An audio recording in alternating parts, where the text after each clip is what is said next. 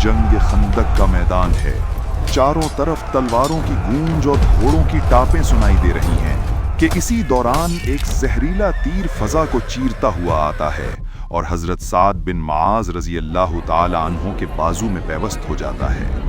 सहाबा उन्हें फौरन एक खेमे में मुंतकिल करते हैं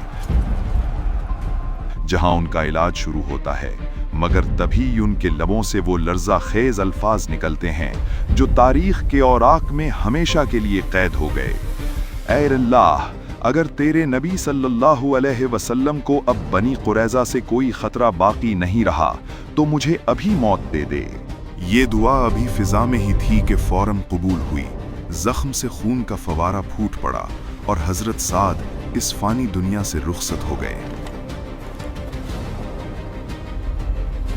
उनकी शहादत के बाद जब सहाबा ने कब्र खोदना शुरू की तो मिट्टी से ऐसी खुशबू आने लगी जिसने पूरी फिजा को महका दिया और रसूल खुदा सल्लल्लाहु अलैहि वसल्लम ने वो तारीखी जुमला इरशाद फरमाया कि साद का जनाजा उठाने के लिए आसमान से 70,000 फरिश्ते उतरे हैं और उनकी मौत से अल्लाह का अर्श लरज उठा है।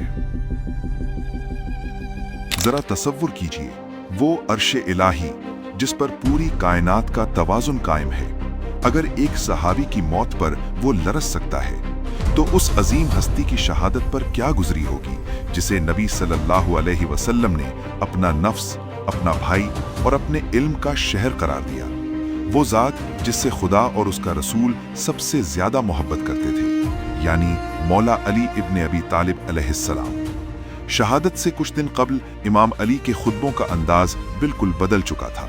वो लोगों को आने वाले हौलनाक फितनों से वार्न कर रहे थे। एक दिन भरे मजमे में आपकी आवाज गूंजी, ऐ लोगो, मुझसे पूछ लो जो पूछना चाहते हो, इससे पहले कि तुम मुझे खो दो।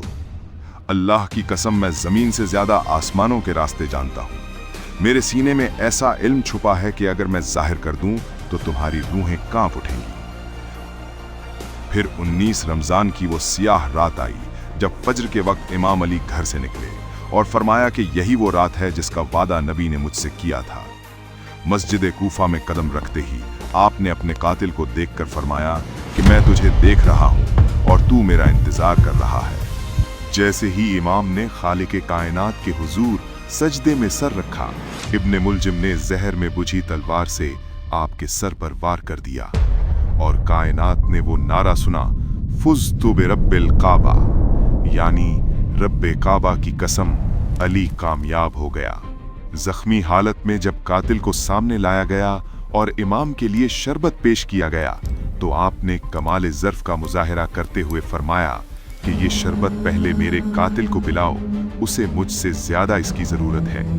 आपने वसीयत फरमाई कि मेरे जाने के बाद इस पर जुल्म न करना, सिर्फ एक वार का जवाब एक ही वार से देना, क्योंकि मैंने नबी सल्लल्लाहु अलैहि वसल्लम से सुना था कि मुथला करना बदतरीन गुनाह है। 21 रमदान को जब इमाम अली की शहादत हुई तो कूफा में एक ऐसा हौलनाक तूफान आया कि आसमान खून की तरह लाल हो गया, सितारे अपनी जगहों से हिलते महसूस हुए और कई किताबों में लिखा है कि हर पत्थर के नीचे से ताज़ा खून बरामद हुआ। जिन्नात के रोने की आवाजें सुनाई दी और जमीन पर एक जोरदार जलजला आया। दुश्मनों के डर से इमाम हसन और इमाम हुसैन ने आपको रात के अंधेरे में एक खुफिया मकाम पर दफन किया और ये कब्र कई सालों तक पोशीदा रही, यहाँ तक कि अब्बासी खलीफा हारून रशीद एक शिकार के दौरान इस मकाम तक पहुँचा, जहाँ उसने देखा कि शिकारी कुत्ते भी एक खास जगह का एहतराम कर रहे हैं। तब वहाँ वो मज़ार तामीर हुआ जो आज नजफ की शान है। नबी ने पहले ही पेशीन गोई कर दी थी कि अली तुम्हारी मिसाल सालेह अलैहिस्सलाम की ऊँटनी जैसी है, जिसे कत्ल करने वाला सबसे बदबख्त इंसान था। इसी तरह मेरी उम्मत का सबसे बदबख्त वो होगा जो तेरे सर के खून से तेरी दाढ़ी को रंग देगा। इमाम की शहादत के बाद उम्मत पर अजाबों के दरवाजे खुल गए।